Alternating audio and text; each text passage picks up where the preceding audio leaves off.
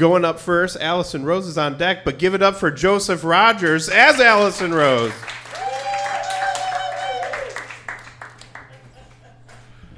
Hello, everyone. I'm Alison Rose.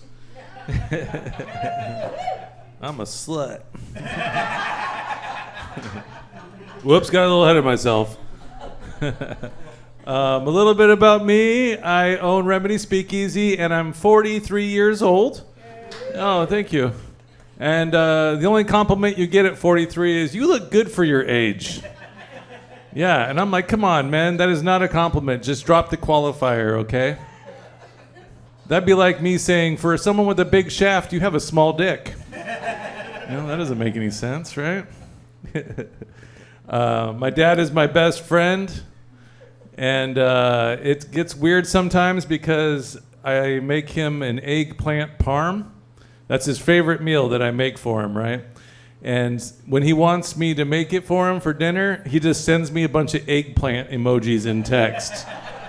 So, yeah.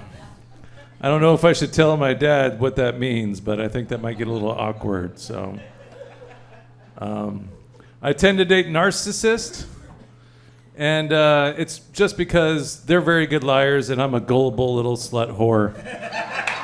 So, yeah.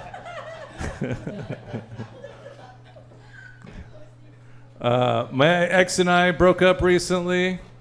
Probably because he's a narcissist and he went through my phone and saw a bunch of eggplant emojis from somebody named Daddy.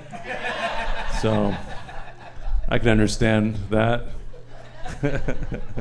No, but my ex-boyfriend is a comedian as well. And it's weird when two comedians date each other, right? Because you're just bouncing off ideas and premises and jokes off each other. And sometimes the lines get blurred and you don't know what's a joke and what's real, right? Recently, my boyfriend said to me, he said, I found a loophole for cheating, Alison.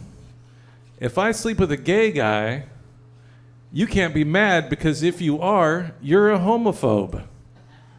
Yeah, and everybody that knows me knows that I am not a homophobe. I am an ally, right? So I did what any supportive girlfriend would do, and I bought a strap-on.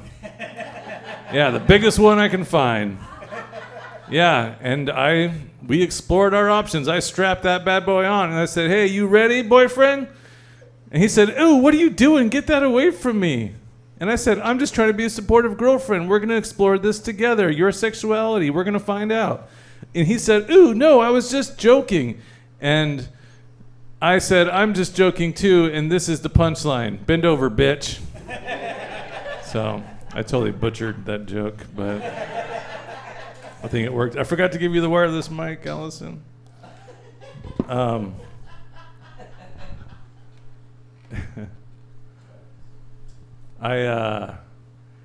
Yeah, what? Those are all the ones I wrote down. Give me one more premise real quick. Owning a restaurant. Oh, yeah, so I own a restaurant, right? Thank you, Steve. All reliable.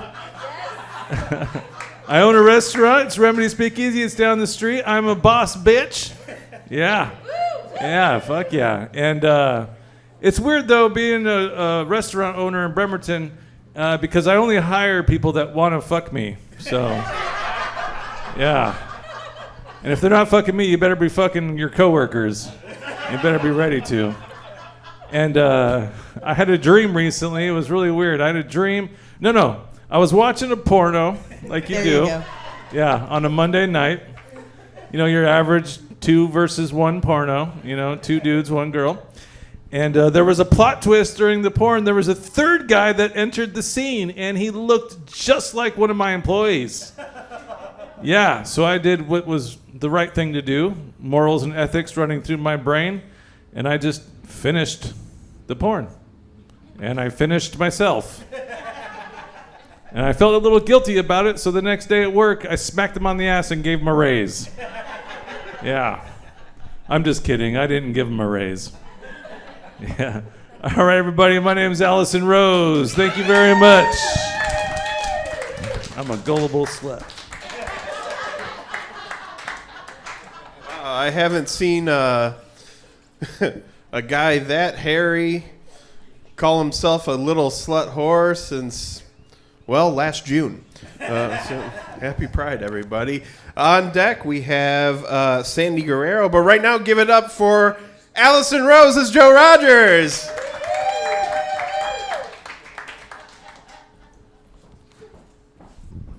Keep it going for Joe Rogers, everybody. It was so much cuter when you said I'm a little slut whore than when I say it. Okay, so I'm Joe Rogers. What's up? I'm really high on mushrooms right now. I look like if Jesus' dad didn't care about him. I look like fat Russell Crowe. So high right now. On mushrooms. So I'm broke. I'm really broke. I'm so broke that I got a hard-on when I saw a guy fill up his entire gas tank full of gas. I'm so broke that my dick got hard when I was at my friend's house and they had full square paper towels. But I still ripped that shit in half and used half of it because I'm trying to save everyone money. I'm so broke that I can tell the difference between a dime and a penny when it hits the ground. Recently, I had a friend test me on that. They dropped a bunch of change and they were like, "How much is it, Joe?" And I was like, "That's 19 cents. No, that's 18 cents. And the guy counted it and he was like, "You're wrong. That's only 18 cents, 17 cents. Fuck math." And I was like, "Nope, wrong again. That was a Canadian penny. That shit doesn't count." Too broke for car insurance. I have not had car insurance for 10 years. You guys judging? Don't tell me none of you are riding dirty. Come on. The thing about not having car insurance is that it makes you a way better driver. I know I'm the most broke person in the room because one time I floated myself a check. Do you guys know what checks are? Okay. Well, you can float yourself a check, but the thing is, you have to do it smart. And I did it smart. I floated myself a check, I took the money out of the ATM, and I invested that shit. You know what I invested it in? Drugs. I bought a shit ton of drugs, and then I took half of them, and then I sold the other half. And I had fun, and I made a profit off of floating myself a check. I'm 99% straight. 99% straight. That's because I might suck a dick one day. But the thing is, you can't suck down. That dick's got to be worth it. The 1%, it's got to be worth it. I'll suck a dick that makes more money than me. I'll suck the shit out of a dick if it's got a 401k. I should take Joe's advice. Yeah, stop sucking that unemployed dick. So I have a girlfriend of 20 years, and my least favorite holiday is Valentine's Day because it's high pressure. She always wants something romantic, and apparently a White Claw and a pack of cigarettes doesn't do it. So this last Valentine's Day, I was like, you know what? I'm going to do something special for her. And so I talked to my lady friend, and she said, go to Jared. Do I look like a guy who knows who Jared is? Who knows that Jared is a jewelry store? No, I went to my Jared, who's my drug dealer. And I go, Jared, give me something romantic, exciting, something that's going to really, make her happy and excited. And so he gave me some acid.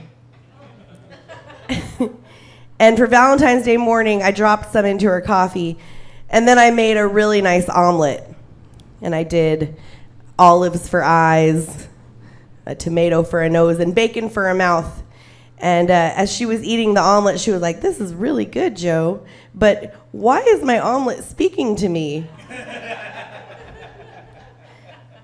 And I was like, "Whoa, what's it saying? It could be very important information from another universe." And she said, "It's just telling me I'm excellent." That was a long way to go for a pun. I'm Joe Rogers, everybody. Woo! So many of those things I've never said.